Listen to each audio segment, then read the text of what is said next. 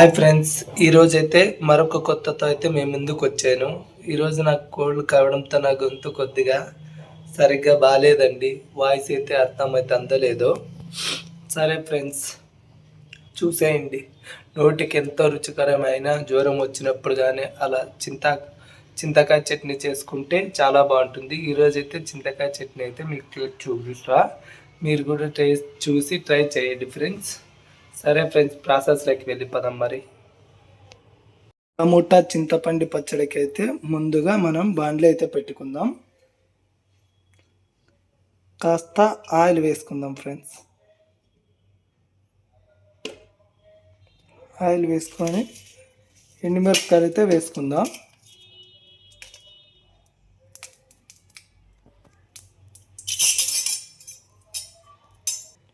ఎండుమిరపకాయలతో వేయించుకుందాం friends.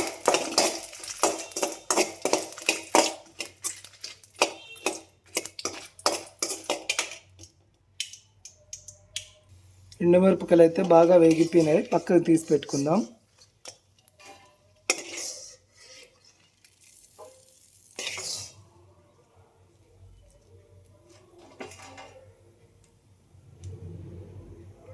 Next tomato వేసుకుందాం, onion వేసుకుందాం.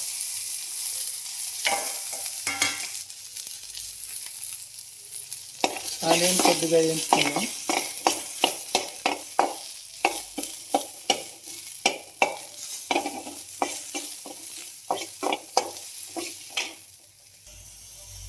టమాటా అయితే వేసుకుందాం ఫ్రెండ్స్. నెక్స్ట్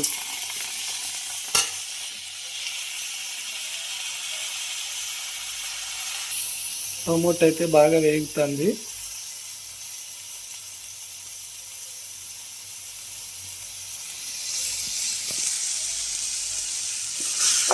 ఇది టమాటో చింతపండు పచ్చడి. టమాటా అయితే బాగా వేగినాక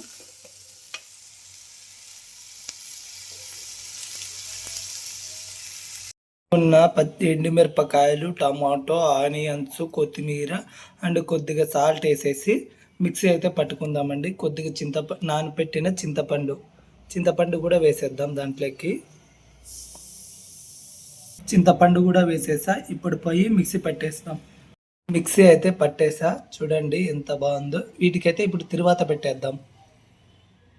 అయితే కొద్దిగా ఆయిల్ అయితే వేసుకున్నానండి.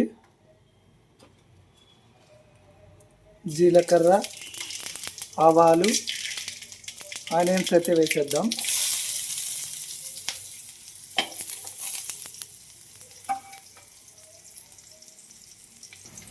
కొద్దిగా కరివేపాకునే వేసుకుందాం.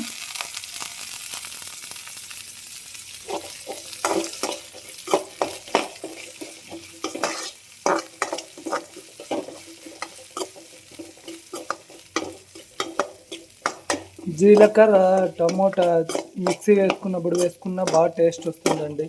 కానీ నేనైతే ఇక్కడ తిరువాతలోకి అండ్ దాంట్లోకి వేస్తే జీలకర్ర స్మెల్ వస్తుందని వేయలేదు. మీరైతే జీలకర్ర వేసి పచ్చి ఆనియన్స్ అలాగే వేసుకొని తినేసినా బాగుంటుంది, లేదా తిరువాత వేసుకున్నా బాగుంటుంది అనమాట. సరే ఫ్రెండ్స్, పోపు అయితే బాగా వేగిపోయింది. ఇప్పుడు టమాటో చట్నీ అయితే వేసుకుందాం. చూడండి, పోపులోకి అయితే వేసేసిన కదా. ఇలా ఇంతే అండి, సింపుల్గా టమాటో చింతపండు పచ్చడి అయితే చేసుకోవచ్చు. ఇది ముద్దలోకి అయితే సూపర్ ఉంటుంది. జ్వరం వచ్చినప్పుడు అట్లయితే ఇంకా సూపర్ ఉంటుంది. మీరు కూడా ట్రై చేసి చూడండి ఫ్రెండ్స్. ఎలా వచ్చిందో నాకైతే కామెంట్ చేయండి. సరే ఫ్రెండ్స్, ఉంటాను మరి, బాయ్.